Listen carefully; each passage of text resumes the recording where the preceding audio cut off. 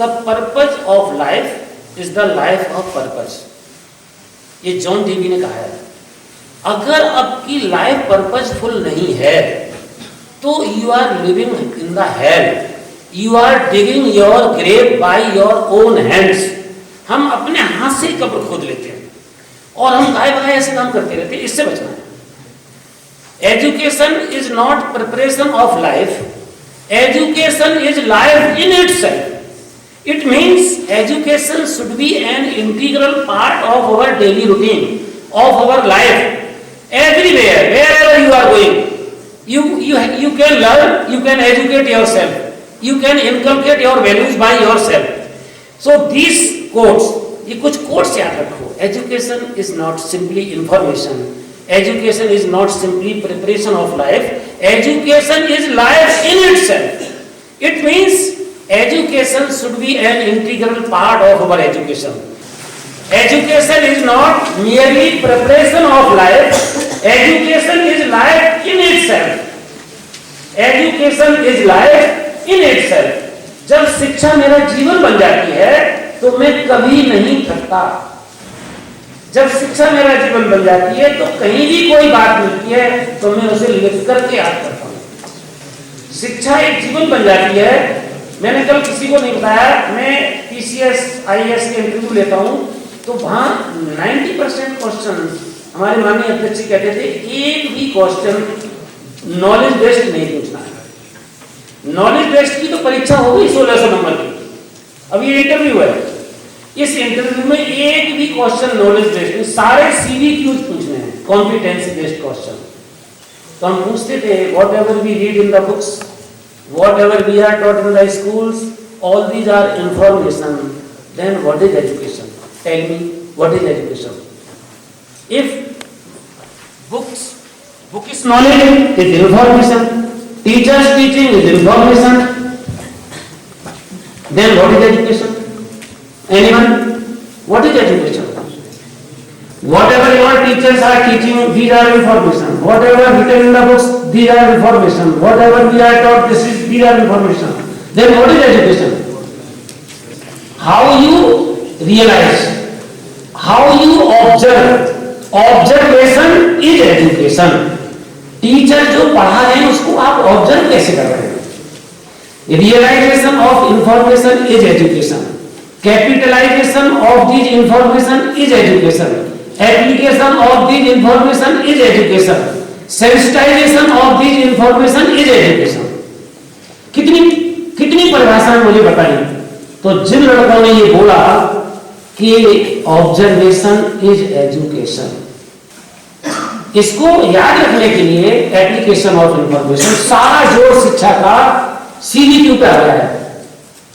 ये 5% से शुरुआत हुई थी। जब हम पढ़ते थे तब क्वेश्चन पेपर होता था कुआ, KUA, लिखिए capital KUA, education and examination बर कुआ। K for knowledge, E for understanding, A for application. तो हमसे पेपर सेट करवाते थे तो कहते थे 60% नॉलेज के प्रश्न डालो, 20% अंडरस्टैंडिंग के डालो और 20% एप्लीकेशन के। तो 60, 20, 100 मार्क्स का पेपर होता था। प्रोजेक्ट बेस्ड लर्निंग नहीं होती थी। एजुकेशन वाज कुआ 20 years ago, but today education has become observation। इसलिए एग्जामिनेशन में क्वेश्चंस आएंगे MCQs 20%, CVQs 40 to 50%, TBQ text based questions 30%। अब एक होशियार ने कह दिया इसलिए हम बना देते हैं 5 में MPQs। अरेंज प्रॉब्लम का हम MPQs और तैयार कर रहे हैं। तो मैंने एक प्रेजेंटेशन है क्लासरूम ट्रांजैक्शन। ये 24 प्रकार की पढ़ाई है। मैं जल्दी बताऊंगा। ये हमको NCERT से मिला। Classroom transaction should be focused on 24 areas। When I read this bulletin, I made the activities and I made the projects how to apply in the class। वो मैं आपको शॉर्ट में बता दूं 5 मिनट में। तो क्लासरूम ट्रांजैक्शन क्विक नेक्स्ट। इसमें 4-5 accessibility, affordability, accountability, quality and equity. Time बहुत लगेगा। ये एनईपी के 5 पिलर्स। नेक्स्ट एनईपी का विजन बहुत वंडरफुल है। इसकी एक बात बताता हूं। एनईपी 20, अब सुन के शब्द लिख लेना। NEP 2020 envisions an education system rooted in Indian ethos contributes directly nation Bharat sustainably into an equitable, vibrant knowledge society by providing quality education to all, thereby making India global super knowledge power। इस vision में इतनी ताकत है, जब हम इस vision को पढ़ते हैं, हमें भारत को ग्लोबल सुपर नॉलेज पावर बनाना है बाय क्वालिटी एजुकेशन। ये जो हम बात कर रहे हैं, ये क्वालिटी एजुकेशन की बात है। जिस दिन आप फुल पैशन और कंपैशन से विंटर कैंप कर लेंगे, आपको कोई रोक नहीं सकता 90% से। इतने होशियार बच्चे, प्यारे बच्चे, मैंने 3-4 से पूछा तुम इतने होशियार हो, तुम्हारा टारगेट क्या है? वो 94। मैंने कहा दिमाग खराब है, टारगेट तो 100% होना चाहिए। फिर मैंने उनसे बुलाया, target is 100% and achievement will be not less than 95%। जिस दिन ये बच्चे बोल लेते हैं, उस दिन नंबर बढ़ जाते हैं। मार्क ट्वेन कहते हैं India is the cradle of human race. मनुष्य का जन्म भारत में हुआ है। मैं नहीं कह रहा हूं, मार्क ट्वेन कह रहे हैं अमेरिका के। India is the cradle of human race, birth place of human speech. पहली मनुष्य की वाणी भारत में बोली गई, birth place of human speech. Mother of history. लोग कुछ भी कहें, इतिहास ग्रीक से चला, इतिहास भारत से चला है। Mother of history, grand mother of legends, great grand mother of traditions, great grand mother of traditions. India is the, मेरे साथ साथ बोलो, India is the cradle of human race, birth place of human speech. अब technique से लिखते हैं तो शेष लैंग्वेज छोड़ देते। Cradle of human race, birthplace of human speech, mother of history, grandmother of legends, great grandmother of tradition। देखो कितना बड़ा कॉम्प्लीमेंट्स है मार्क ट्वेन का भारत के लिए। सारा मानवीय इतिहास और सभ्यता अगर किसी एक देश में है तो वो भारत में है। ये मार्क ट्वेन ने कहा है हमारे लिए, और हमें क्या लगता है अमेरिका बहुत अच्छा है, अमेरिका वाले हमें फॉलो कर रहे हैं। तो you should be proud of, every student should be proud of being Indian, not only by thoughts but also by instinct and spirit and behaviour.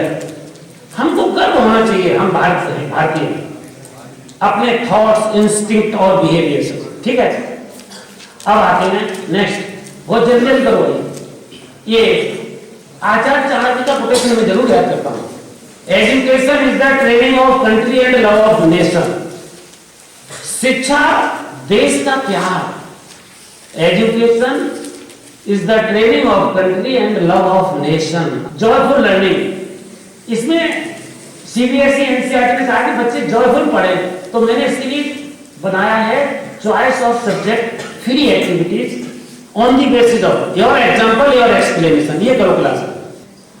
Inclusive education, ये बहुत बड़ी चीज है। आपके पास पोटेंशियल, पावर, कैपेसिटी है, उसको इंक्लूड करो किसी भी नॉलेज में।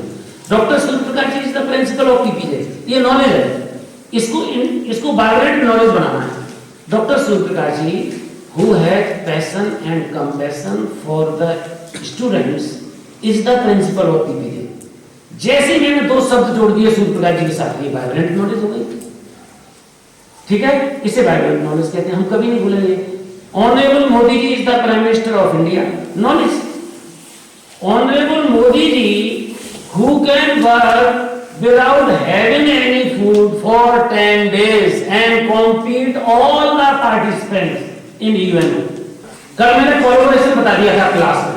कोलैबोरेशन ये सभी आचार्यों के लिए मेरा प्रयास है। आप एग्जाम ओरिएंटेड क्वेश्चन बच्चों से बनवाइए। एक काम जरूर करना, सभी को सैंपल पेपर डिस्कस कर दो, सिलेबस पूरा कर दो, फिर ये कहना बेटा इस सैंपल पेपर के आधार पर तुम्हें अपना एक पेपर बनाना है। तो intelligent minds always have more questions than more answers. अच्छे लड़के के प्रश्न अच्छे बना लेंगे, फिर वही सैंपल पेपर क्लास में बंटवाना, फिर उसी बच्चे से चेक करवाना जिसने पेपर बनाया। पेपर बनाएगा तब लर्नर, पेपर अटेम्प्ट करेगा तब लर्नर, चेक करेगा तब लर्नर, इन्फोर्समेंट देगा तब लर्नर। नेक्स्ट, तो ये कम्युनिकेशन स्किल, ये मैं बताऊंगा हाउ टू कम्युनिकेट। ये मार्जिन बना हुआ है कॉपी पे, सब जानते हैं मार्जिन इसलिए होता है to start just from margin.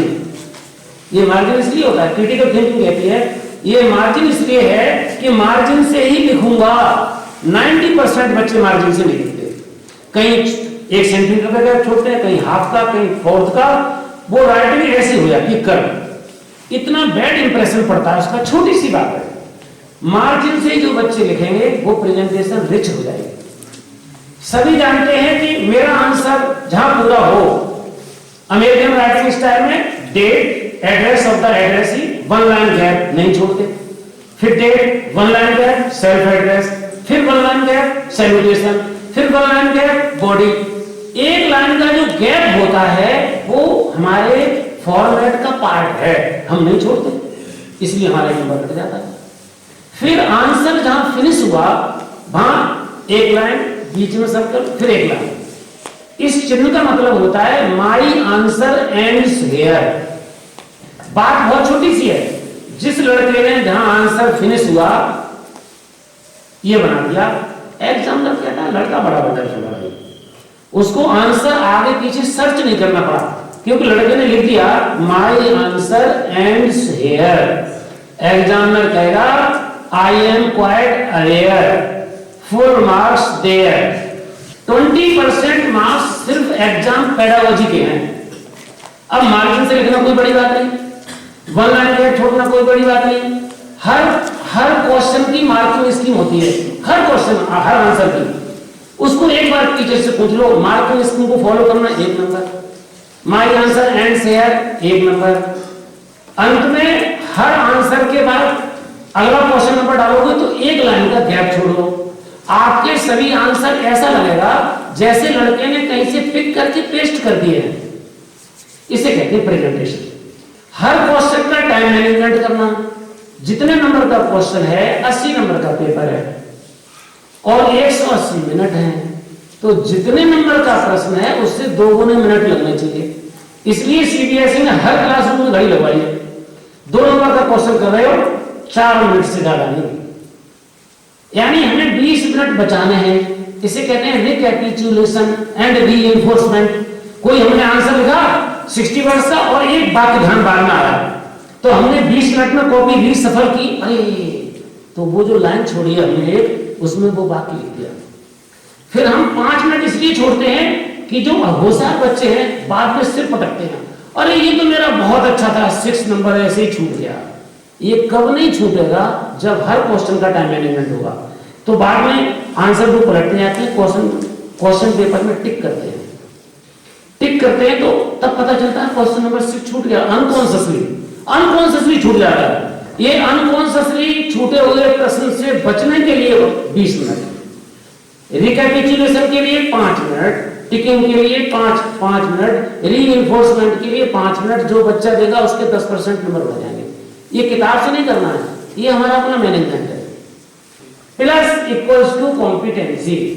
Bharat Mata information, इसको हमने इसके फैक्ट कलेक्ट किए। क्यों भारत को भारत माता क्यों कहते हैं? चीन को तो चीन माता नहीं कहते, अमेरिका माता नहीं कहते, पाकिस्तान माता नहीं कहते, भारत माता क्यों कहते हैं? तो इसके हमने फैक्ट्स कलेक्ट किए, तो पता चला कि भारत की मिट्टी में कोई लेटता है तो उसकी थेरेपी हो जाती है, और किसी देश की मिट्टी में लेटे तो इन्फेक्शन हो जाता है। अब जो थेरेपी करते, जो हमारा दुख दर्द दूर करते, वो मेरी माँ है। माँ मालिश करके दर्द दूर करती है, धरती माता मिट्टी में खेलती दूर हो जाता है।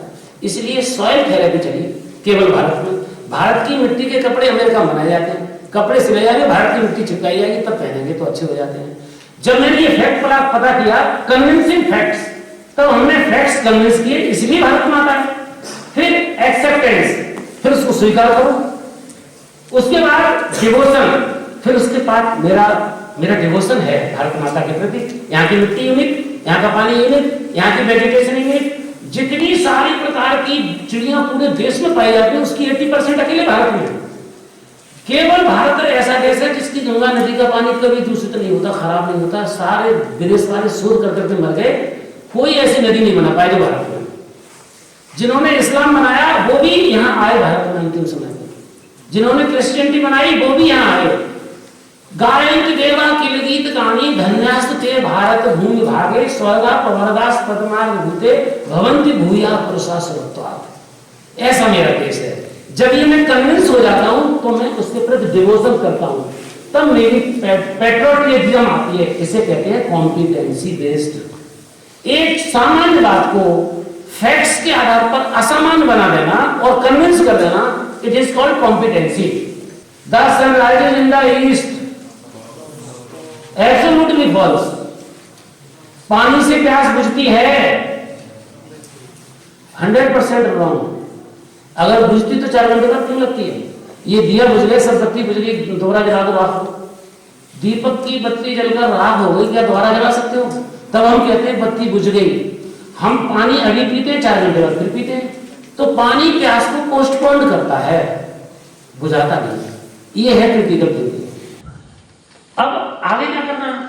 एग्जामिनेशन में एक हमने नाम दिया है ABC टेक्नोलॉजी। लिखो ABC कैपिटल में, ए के नीचे डी, बी के नीचे C. A for well prepared, A के आगे क्या लिखो? Well prepared.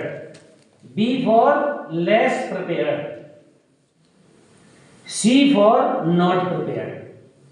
जो आपको कूलिंग आवर मिलता है 15 मिनट पेपर पढ़ने का, उसका नाम सबसे ज्यादा टेंशन आवर है। उसका नाम क्या दिया CBSE ने? Cooling hour. नाम बिल्कुल सही है। अपने को कूल करो, पेपर पढ़ते जाओ। जो क्वेश्चन वेल प्रिपेयर्ड है उसके आगे लिख दो A। पेंसिल से लिखना, पेन अलाउड नहीं है, लिखना अलाउड नहीं है, इसलिए इन्विजिलेटर को पता भी न चले। एक HB पेंसिल आप ले गए, पढ़ते पढ़ते A वेल प्रिपेयर्ड। B जो कम तैयार है B लिख दो, जो तैयार नहीं है उसके आगे C लिखो। अब जो वेल प्रिपेयर्ड हैं वो क्वेश्चंस आपके होंगे 80%, 90%। सबसे पहले उन्हीं को करना। इसके 2 फायदे, एक तो आपको स्ट्रेस नहीं होगा। जैसे ही हम एक देवता से भूत से उलझ जाते हैं तो हमारे आटे में सवाल गलत हो जाते हैं। इसलिए हमें दीवार में सिर नहीं मारना है, दरवाजे से होकर निकलना है। कुछ बच्चे दीवार में सिर मारते हैं, जो नहीं आ रहा है लाओ से देखें। इसलिए सभी पहले ए वाले करोगे। 90% कॉपी चेक करते करते एग्जामिनर कहेगा लड़का वंडरफुल। इसलिए जो आपने लेस प्रिपेयर्ड किए उनमें भी मार्क्स फुल। अंत में 2-3 बचे होंगे नॉट प्रिपेयर्ड, उनको भी छाप दो, उन पर भी मिलेंगे marks full and you will be joyful. तो इसके लिए करना है ये ABC technology to make you joyful. Tension कम, स्ट्रेस कम, मार्क्स फुल। देखिए ओपन टेस्ट मैंने बता दिया, यूनिट टेस्ट बता दिया, सेल्फ असेसमेंट टेस्ट बता दिया, की नोट्स बता दिया, ये सारी बातें बता दी। नेक्स्ट स्लाइड, की नोट्स बनाने कॉन्टेक्ट वाले। Next unit test answer book, ये अच्छी बात। CBSE अपनी वेबसाइट पर 100 मार्क्स वाली आंसर बुक डाल देती है हर साल। आप फुर्सत में देखिए इस लड़के के 100 मार्क्स आए हैं फिजिक्स में, मैथ्स में, आखिर वो कौन सी बात है जो मुझ में नहीं है। तो उनको पता कर लो कि मैंने फॉर्मूला डेरिवेशन अंडरलाइन किया है, मैंने स्टेप का एरो नहीं लगाया, मैंने आंसर को अंडरलाइन नहीं किया, मैंने टर्म को अंडरलाइन नहीं किया, मैंने डेफिनेशन को अंडरलाइन नहीं किया, मैंने मार्जिन से नहीं लिखाया, मैंने ये नहीं किया है, फॉर्मूला डेटा नहीं हाईलाइट किया है। तो आपके भी सवाल आएंगे। 100 नंबर लाने के लिए केवल 5% मेहनत करनी होता है, केवल 5%। प्रोजेक्ट, प्रैक्टिकल, इनोवेटिव क्वेश्चन, ये बहुत है। 20 मिनट 100। मैंने कल बच्चों से कहा होशियार बच्चे 5-5 बच्चे 10 बच्चों को ग्रुप बनाए, वो एक बात रोज बताएंगे। चलते समय, नाश्ता करते समय, बैठे हुए भोजन कर रहे हैं तो भी हम वही चर्चा कर रहे हैं, ब्रेकफास्ट कर रहे हैं तो भी चर्चा कर रहे हैं, हम मैदान में खेलने जा रहे हैं तो भी रास्ते में वही चर्चा हो रही है। हम कभी नहीं भूलेंगे, ये प्लेग्राउंड वाला क्वेश्चन आ गया। नेक्स्ट सिलेबस ये हो गया। नेक्स्ट जल्दी, ये स्थिति है लाइब्रेरी में। यादव जी की लाइब्रेरी में जाएंगे तो अपने जाकर वहां सो लेते हैं। पहले तो यहाँ सो रहे हैं, थोड़ी बहुत कमी लगी तो लाइब्रेरी में जाके सो गए, और फिर कह रहे हैं लाइब्रेरी का हम प्रॉपर यूटिलाइजेशन करते हैं। नेक्स्ट, फिजिकल मैनेजमेंट, ये बहुत इंपॉर्टेंट है, इसको लिखिए जितना कर सकते हो। हालांकि 100% नहीं होगा। ये जो फिजिकल मैनेजमेंट है ये पढ़ाई में 10% नंबर आता है। जब भी पढ़ो तो your face should be in east and in the north.